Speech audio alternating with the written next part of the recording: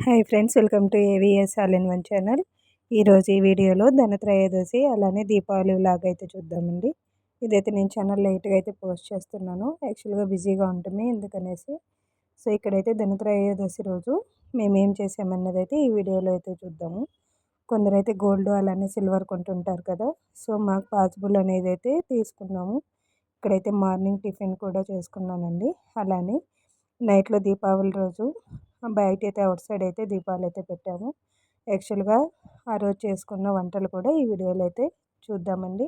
కానీ దీపావళి వంటలు అయితే నేను డైరెక్ట్గా పోస్ట్ చేయలేదు, జస్ట్ వీడియో క్లిప్పులు చేసి అయితే తీసానండి. ఎందుకంటే వీడియో లాంగ్ అవుతుంది.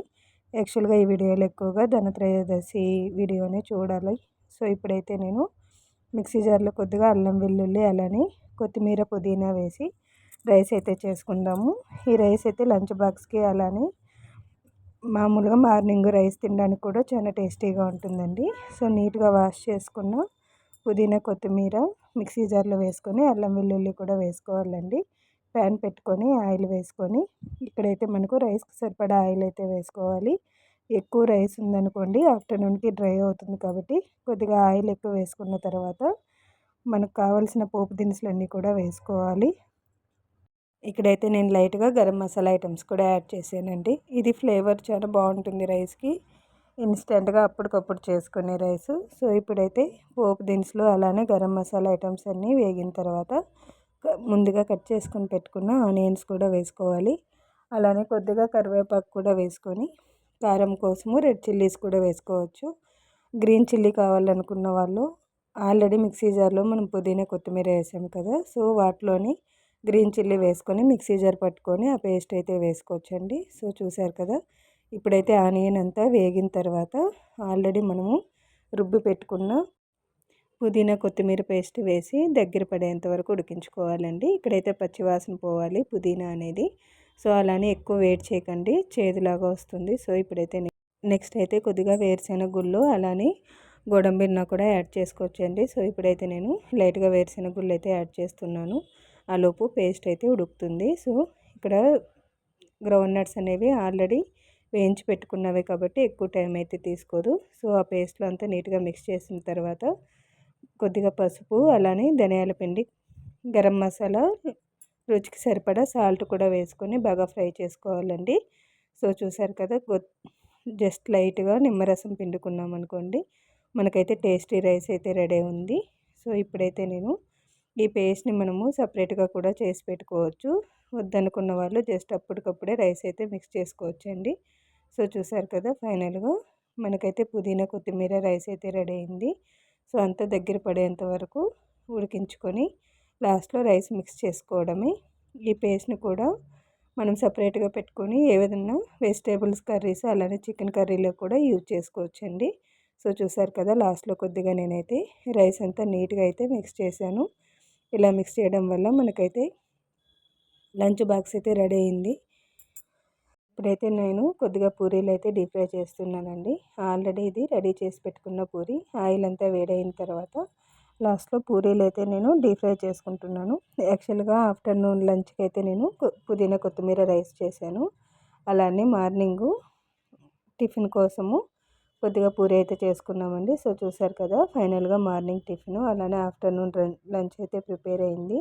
సో ఇదంతా రెడీ అయిన తర్వాత ఫ్రైడే వ్లాగ్ అండి ఇదైతే. అప్పుడు నైటు ధనత్రయోదశి పూజ చేసుకోవాలనేసి ఆల్రెడీ ముందుగానే నీట్గా దేవుని గుడి అంతా క్లీన్ చేసి అయితే పెట్టుకున్నానండి. సో ఇప్పుడైతే మన ఇంట్లో ఉన్న గోల్డే కొద్దిగా వాటరు అలానే పాలల్లోకి వేసుకొని మనకు అమ్మవారికి అలంకరించుకోవడానికి మన దగ్గర ఏమున్నా కూడా అవంతా నీట్గా గోల్డ్ అయితే వాష్ చేసుకొని అయితే పెట్టుకోవాలండి. సో ఇదంతా నేను ముందు రోజే క్లీన్ అయితే చేసి పెట్టుకున్నాను. గోల్డ్ చైన్ అలానే ఇయర్ రింగ్స్ ఇలా వాష్ చేసి పెట్టుకోవడం వల్ల మనకైతే అమ్మవారికి కొత్తగా పెట్టినట్టు ఉంటుంది. సో చూసారు కదా, నీట్గా వాటర్లో వాష్ చేసుకొని అలానే నెక్స్ట్ మళ్ళీ కూడా పాల స్మెల్ రాకుండా ఇంకొకసారి వాష్ చేసుకోవాలండి నీళ్ళతో. సో చూసారు కదా, ఇదైతే నేను ముందు రోజు అన్నీ నీట్గా క్లీన్ చేసుకొని అయితే పెట్టుకుంటున్నాను. జస్ట్ టిష్యూలో వేసేసి నీళ్ళంతా పోయేంత వరకు డ్రై చేసుకోవడమే. సో ఇప్పుడైతే నేను ఇంట్లో ఉన్న బంగారు అయితే పెడుతున్నానండి. ధనత్రయోదశి రోజు బంగారు కొనే వాళ్ళు ఉంటారు. సో కొత్త బంగారు కూడా అమ్మవారికి అలంకరించవచ్చు. నేను జస్ట్ అయితే సిల్వర్ అయితే తీసుకున్నాను. అదైతే ఈ వీడియోలోనైతే చూద్దాము.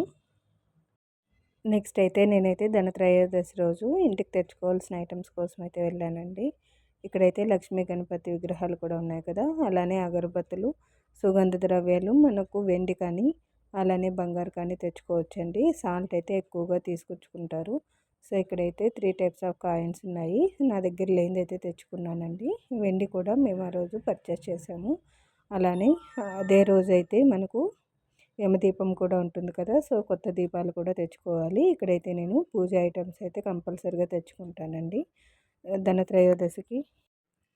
సో ఇన్ని ఐటమ్స్ అన్నీ తెచ్చుకొని అదే రోజు ఈవినింగ్ అయితే లక్ష్మీ అమ్మవారికి అయితే పూజ అయితే చేసుకోవాలండి. సో ఇక్కడైతే నేను ముందుగా ఫ్లవర్స్ అన్నీ డెకరేషన్ చేసిన తర్వాత నువ్వుల నూనెతో కానీ లేకపోతే ఆవు నెయ్యితో కానీ ధనత్రయోదశి రోజు దీపం వెలిగించాలండి. లక్ష్మీ స్తోత్రము, లక్ష్మికి సంబంధించిన ఏ స్తోత్రాలైనా చదువుకోవచ్చు. అలానే కుబేర పూజ, వెంకటేశ్వర స్వామి పూజ కూడా చేసుకోవచ్చు అండి. సో ఇక్కడైతే నేను నెయ్యితో అయితే దీపం అయితే పెడుతున్నానండి. చూశారు కదా, కావాల్సింటే అమ్మవారికి కుంకుమాభిషేకం కూడా చేసుకోవచ్చండి.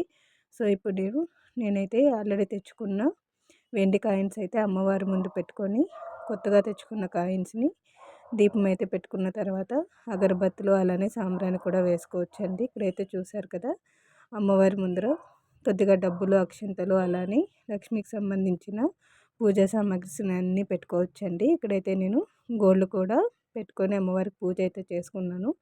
అమ్మవారి స్తోత్రాలు ఆల్రెడీ చెప్పాను కదా, కుంకుమార్చన కూడా చేసుకోవచ్చు. అదే రోజు ఈవినింగ్ అయితే నేను ధనత్రయోదశి అలానే యమదీపం కూడా ఉంది కదండి, సో త్రయోదశి ఈవినింగ్ రోజైతే యమదీపం అయితే పెట్టుకున్నామండి. ఇక్కడైతే నువ్వుల నూనె పోసుకొని 3 ఒత్తులు వేసుకొని దీపం అయితే పెట్టుకోవాలి. యమధర్మరాజుకి అయితే పూజ చేసుకోవాలి. సో చాలామంది అయితే ఆ రోజు చాలా గ్రాండ్గా కూడా చేసుకుంటారండి సెలబ్రేషను. సో చూశారు కదా, ఇదైతే దీపావళి రోజు ఈవినింగ్ లాగండి. ఇక్కడైతే పెసరపప్పు అలానే కేసరి కొద్దిగా బోండాలు కూడా వేసుకున్నామండి. యాక్చువల్గా దీపావళి రోజు కూడా అమ్మవారికి అయితే పూజ చేసుకున్నాము.